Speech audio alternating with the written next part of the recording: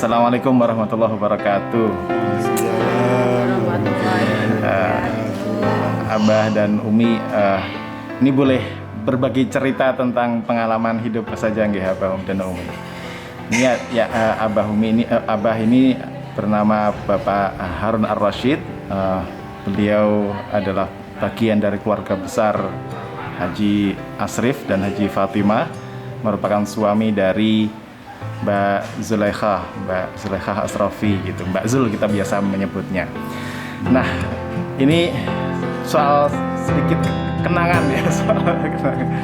Jenengan ini pertama kali dulu bisa ketemu dan kemudian mengikat janji setia sehidup semati sebagai suami istri itu gimana ceritanya? Barangkali ada yang bisa dibagi dengan keluarga besar ini. Ini siapa dulu ini? Aku dulu.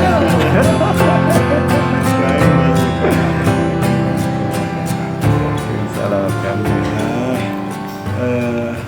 Pertanyaan Mas Ipa ini mengungkit memori saya, membangkitkan kembali peristiwa-peristiwa tahun-tahun itu.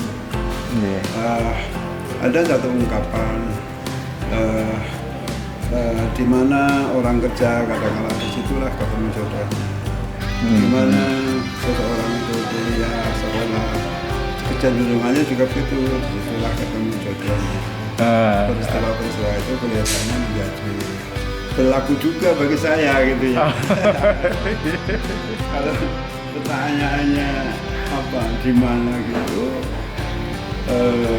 di mananya berarti di Malang. Oh, di Malang. Saya di UGIP, kemudian Mbak Yun juga di UGIP, beda fakultas.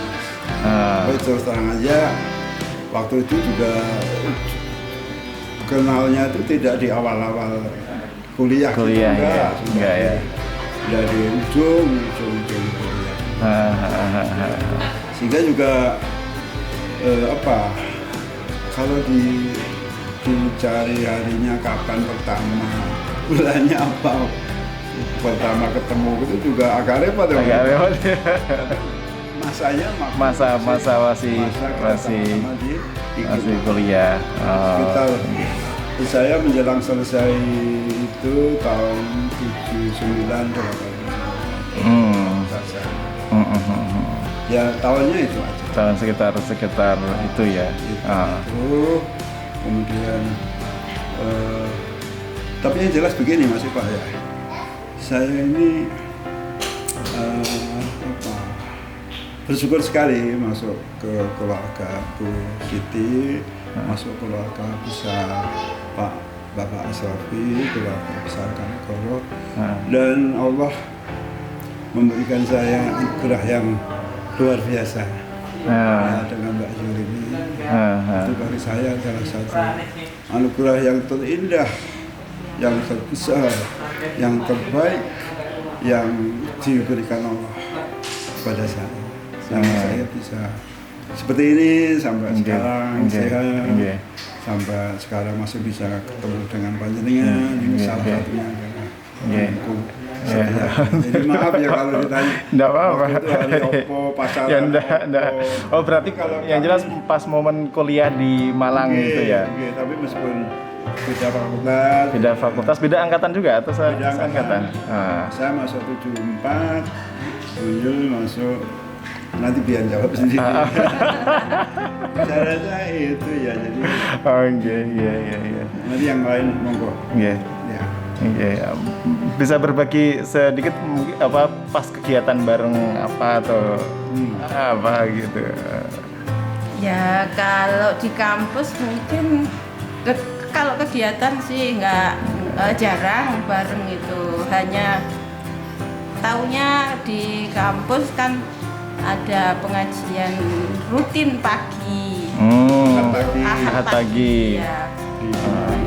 Kebetulan ya, saya itu juga senang mengikuti rutin itu. Nah, ini Mas Harun ini juga begitu. Dia juga nggak pernah berpikir kalau ini nanti akan ketemu seterusnya terus menjadi suami itu nggak pernah enggak. berpikir Enggak. karena memang senangnya itu berteman. Berteman. Ya, berteman kepada siapa saja, baik pada siapa saja. Begitu. Justru malah yang akrab itu teman satu kos saya gitu. Oh gitu. Iya, saya pikir kan memang dia suka seringnya Oh, dengan ngomong gitu. Oh gitu. Jadi teman saya tuh yang suka aku tenon Oh, Mas gitu. Harun. Oh iya iya yuk. Kalau saya kan hanya tahunya oh ini Mas Harun itu keluarga untuk mantenan, Dari mantenan. itu aja. mantenan. Ya berarti saya kan pernah di sana kalau puasa. Pernah mondok juga di mantenan. Iya, yang sama puasaan. Mbak Luro setiap Ah, ah. puasaan gitu sama Ah. Pak Wahid apa itu kan Ah, ah. kalau puasa di sana jadi tahunya ya sudah keluarga sana ya nggak apa-apa pasti keluarga baik-baik nggak akan mengganggu siapa-siapa gitu jadi saya tuh yang mengantarkan gitu. Pada suatu saat karena Bunyai mantenan itu juga kenal dengan Mai Keluarga dengan Mai keluarga kita. Kanigoro. Suatu saat hanya ngomong-ngomong aku kok kepingin ya punya ini besan Kanigoro Oh, gitu. Oh, Dari Bunyai. terus saya pikir siapa ini mungkin kan punya anak perempuan nah ini punya ini mungkin Pak Wahid mau dijodohkan dengan Oh gitu. iya putranya Mantenan. Bunyai ya. Ternyata enggak, ternyata saya itu yang dituju. Yang dimaksud. tapi siapa nggak mungkin kalau Gusat saya nggak kenal dengan Gusatnya itu karena yang kuliah ini Mas Harun ini ya pada saat itu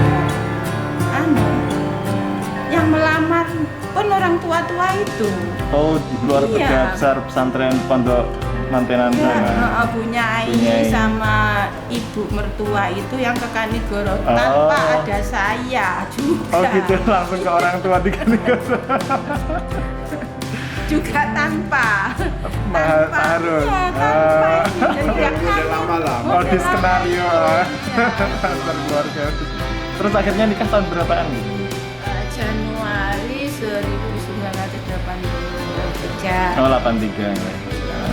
83 sekarang udah 2021, udah 20 tahun. Iya. Nah, terus setelah menikah itu kan kemudian langsung ke Pasuruan, ikut kerja di Pasuruan ini atau juga perjuangan dimulai dari situ. Jadi waktu nikah saya masih di Pasuruan, Mbak Yu sudah di Probolinggo. Oh, Mbak Zul di Probolinggo itu sudah juga ngajar di Probolinggo itu? Iya, Keterimanya di SMA 1. Oh, gitu. Jadi saya harus ngecek gitu. Ngecek dari itu Pasuruan. pun nggak lama ya Nggak lama. Ah, karena ada proses apa itu mau dimutasi dipromosikan jadi penilai gitu milihnya di Di Probolinggo. Oh, pertama itu di sebagai apa? Di Pasuruan itu di apa? Di dinas pendidikan gitu ya? Di grup dulu ya. Di Dikbud, terus kemudian penilai di Probolinggo. Gitu ya. Terus kemudian nggak lama kemudian juga ke Jember ya. Iya begitu cerita. Nah, dari masa-masa transisi ini jenengan barangkali juga bisa berbagi apa kesulitan apa yang pernah dialami atau pernah dihadapi dan gimana cara menyelesaikannya masa-masa masih awal membina rumah tangga, kerja awal-awal ngoten-ngoten niku. ya Allah kalau Ya, kalau perjuangan pertanyaannya kesulitan itu sudah lewat ya kesulitan Sudah itu. lewat ya. Kesulitan sudah tapi nggak lewat. apa-apa diceritakan Sekarang menjadi kenangan manis. Kita menikah tahun itu 83. ya 16 Kalau kesulitannya apa ya Mas? Mungkin ikut cerita dulu saya Pak. semua manis gitu ya. Kalau saya kira nggak pernah merasakan kesulitan. Enggak, ya. Sadar benar kalau itu memang perjuangan itu di awal-awal seperti itu. Iya, iya, iya. Jadi dikatakan kesulitan ya enggak, karena Enggak, ya. memang apa ya maunya Bisa itu terselesaikan gitu ya. ya terselesaikan masalah. Kalau di dalam rumah tangga ya pastilah ini di awal-awal pengen punya rumah, ternyata Oh iya. masih ya, ini masih mengangan-angan diberi kemudahan dengan orang Pemda gitu, ditawari suruh ngambil KPR gitu. Oh gitu. Ya, Probolinggo. KPR pertama itu di Probolinggo Iya. itu ya. Probolinggo itu padahal ya kalau apa itu gaji untuk mengangsur ini cukup satu ini ya, satu karena ingat 54.000 jawaban itu ya. Gaji kita 27.000. Oh gitu. jadi berdua ini gitu. Nah itu untuk hidup ya, kebutuhan hidup itu kami ya ini perjuangan tapi dilewati dengan senang gitu. Iya, iya. Selain pagi sebagai guru di SMA Di 1 SMA untuk saya Merangkap-merangkap itu lah. Ngerangkap. Oh iya. Nah, itu perjuangan itu. perjuangan betul, tapi nggak merasa terpaksa, nggak merasa berat gitu. Iya sih, soal kesulitan nggak kesulitan itu tergantung cara kita melihatnya Cara juga menyikapi, gitu. ya. Ini tantangan atau untuk meningkatkan diri kita atau membuat kita malah mundur gitu. Iya, Iya. jelas itu tantangan. Betul, Kemudian bagaimana kita mempersepsi tantangan itu betul. semua. Tapi dia ada jalan. Kalau bisa dihadapi, manis tadi jadi kenangan manis jadinya. Jadi kalau katakanlah kita contohnya begini ya, Hmm, kita sedang sakit gigi, gitu ya. Gigi kita mau dicabut, dokter tidak langsung mencabut. Ada proses pembersihan, ada proses pemotongan. Itu kan proses kadang-kala sakit. Nah, sakit ini kan bagian dari menuju Sembuh. enaknya tadi, gitu ya. betul. Ya memang begitu. Tidak bisa langsung enak semua. Gitu. Betul. Jadi Semua. sakitnya itu bagian dari proses untuk menuju yang baik itu tadi. Betul. Ya. Iya, saya pikir Ah. kalau tiap tahapan hidup itu pasti ada tantangan.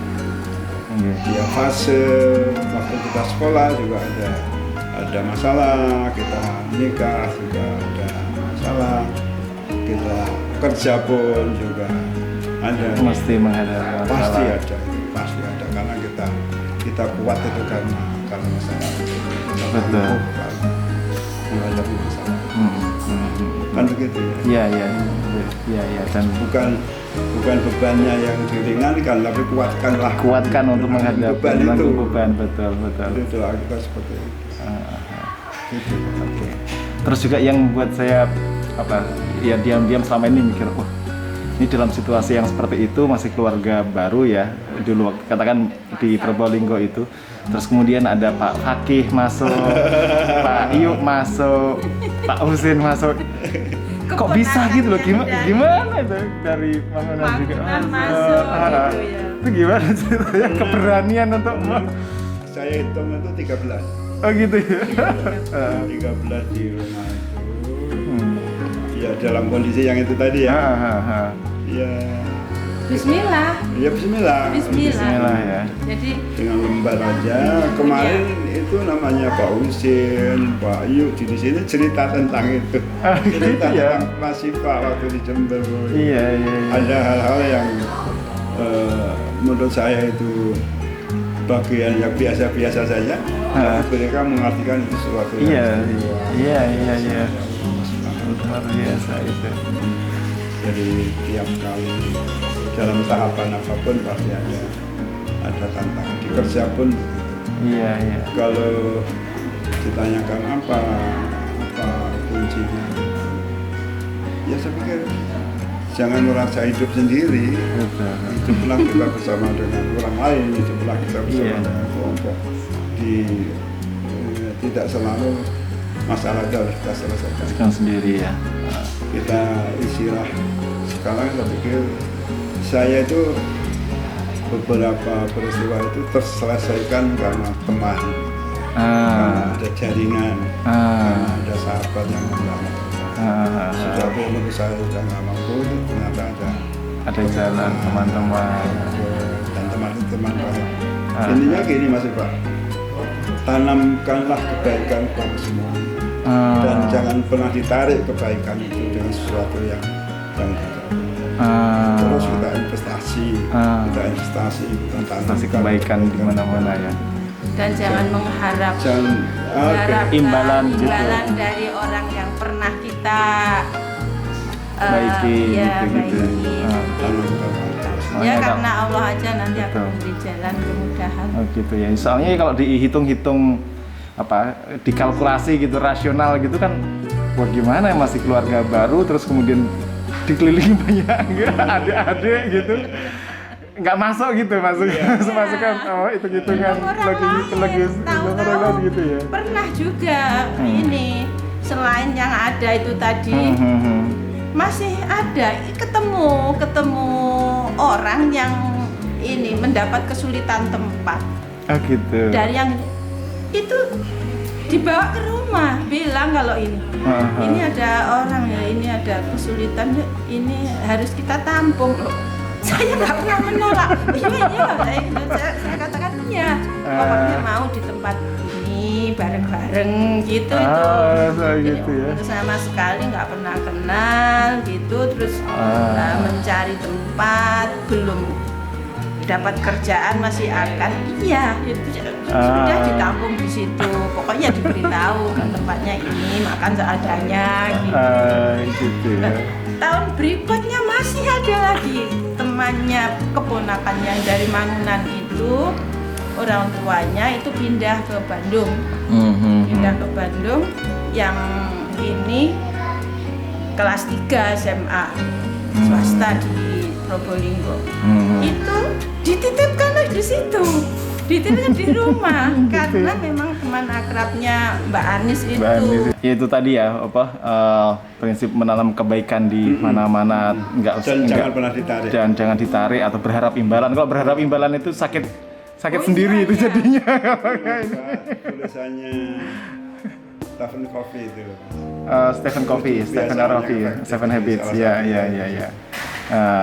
Kan itu dah, meditasi, menanam terus kebaikan. Sehingga kalau ketemu orang itu ya selalu kita tanamkan kebaikan. Dan juga ini kan kadang juga buat yang kita yang muda-muda, kan nggak mudah mengkomunikasikan dengan pasangan itu. Iya. Gimana menjalin pengertian lah, bisa komunikasi antara Pak Harun sama Mbak Zul gitu. Saya dulu yang jawab ini, saya tertarik ini.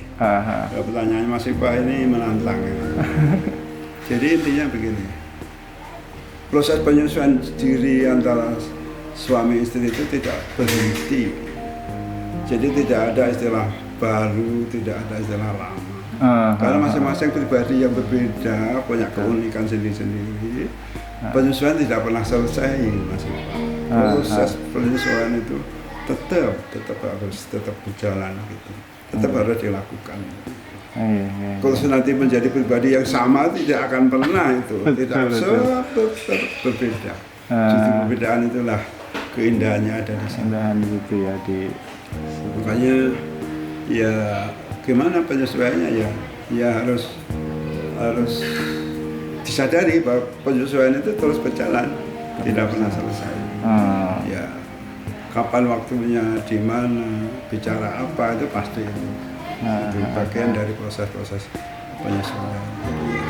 Jangan pernah berpikir kalau penyesuaian itu akan berhenti, akan final, itu enggak, akan terus berjalan karena kita masing-masing orang itu individu yang berbeda, yang unik, yang berbeda, yang memiliki kekhasan masing-masing.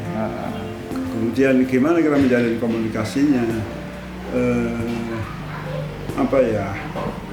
Ya memang waktu sama-sama masih aktif. Kalau dari sisi waktu mungkin waktu itu kita sudah, sekarang ini saya merasakan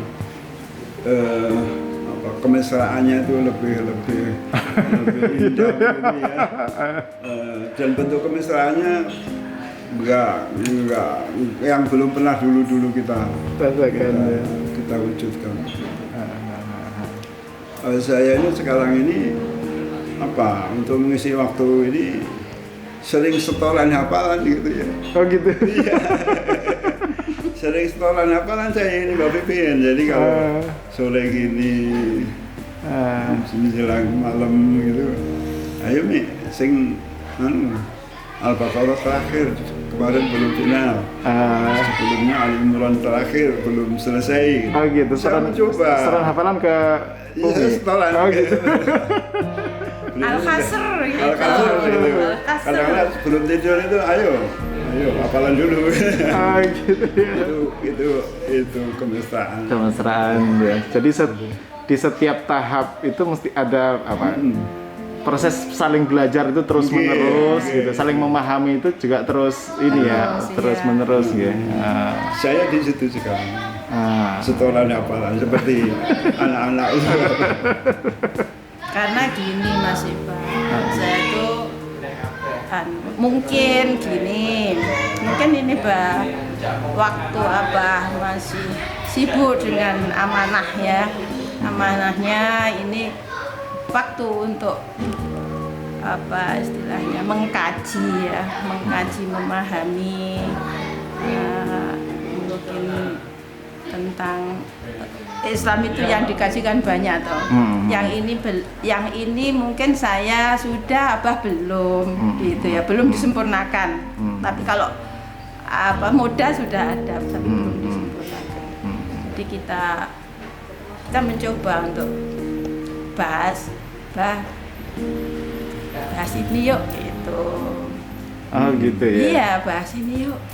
Ya, misalnya surat Al-Asr aja. Aku pernah belajar dengan tafsirnya Buya Hamka saya gitu. Tentang makna yang tersirat dalam surat Al-Asr gitu. Di masa saya terus menjelaskan itu tidak orang yang merugi itu kecuali di situ dikatakan 4 itu misalnya gitu. 4 itu nggak bisa berdiri sendiri itu. Terus saya kaji gitu ya, ternyata iya gitu. Akhirnya berarti kalau membaca harus juga direnungkan maknanya gitu. Sekarang sudah pinter.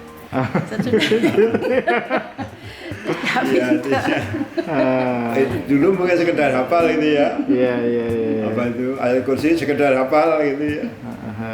Sekarang lebih bisa mendalami, memaknai, mentadabburi gitu ya. Begitu lah. Dan ini sekarang yang dikatakan mesra itu mesra dalam belajar itu tadi. Karena dulu memang yang banyak waktu itu saya, sehingga bisa belajar kemana-mana, belajar dengan siapa saja gitu, tanpa sepengetahuan. Yang penting aku ke sana, oh iya izinnya itu yang penting itu iya gitu aja. Kalau sudah iya saya berangkat. Akhirnya kan ya sudah, sekarang yang saya peroleh lebih dulu ditransfer. Gitu ya, termasuk tadi menjalin komunikasi itu kan, kalau komunikasinya agak bagus, misalnya ada keponakan bawa orang tiba-tiba nggak punya tempat tinggal, kalau nggak jalan siapa itu dan proses itu tetap sampai sekarang. Terus ya, di setiap etapanya ada ujiannya, ada ada penyelesaian masalahnya sendiri gitu. Dan bersyukur sekali kami berdua sejak awal kelihatan kalau kita ini seneng silaturahim, seneng menerima tamu. Ya, jadi tamu saya ada tamu, ada kegiatan nggak pernah dilarang mulai dulu. Ya nggak pernah, apa itu teman, apa murid, apa alumni, nggak pernah ngelarang itu, nggak pernah. Jadi siapapun masuk rumah ini dengan Terbuka, beriman ya. ya itu ya, dengan beriman ya Islami, terima dengan senang gitu. Makanya tadi di ruang tamu sini depan itu ada doa yang di surat Nuh Surat ayat Nuh. terakhir 28 itu ini mendalam sekali ya, ini kenangannya waktu saya belajar sampai insya Allah itu akan selamanya.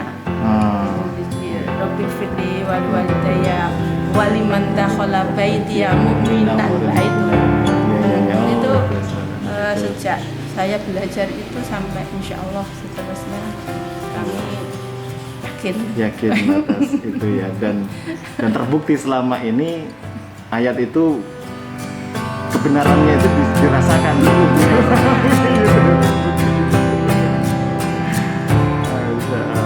Oke, mungkin segitu dulu ya, nanti kapan-kapan disambung lagi. Masih banyak saya kira cerita yang bisa dibagi gitu ya. Jadi tapi prinsip-prinsip itu tadi menanam kebaikan di mana-mana, nggak usah berharap atas imbalan, itu jadi garis bawah. Terus kemudian juga jaringan network itu penting, karena ya dengan jaringan itu banyak masalah yang juga terselesaikan melalui pintu-pintu itu. Terus proses belajar yang nggak pernah berhenti dalam saling memahami, saling mengerti, termasuk tadi terbuka terhadap siapapun yang membutuhkan pertolongan dari kita. Oke, lalu sebelum kita tutup barangkali ada apa itu namanya? Satu entah moto hidup, prinsip hidup yang mungkin bisa dari sekian banyak pengalaman itu kalau disarikan gitu, apa ada nggak satu? Kalau kita selalu bersyukur ya. Bersyukur atas nikmat, bersabar atas ujian, kemudian ridho, ikhlas atas semua ketentuan.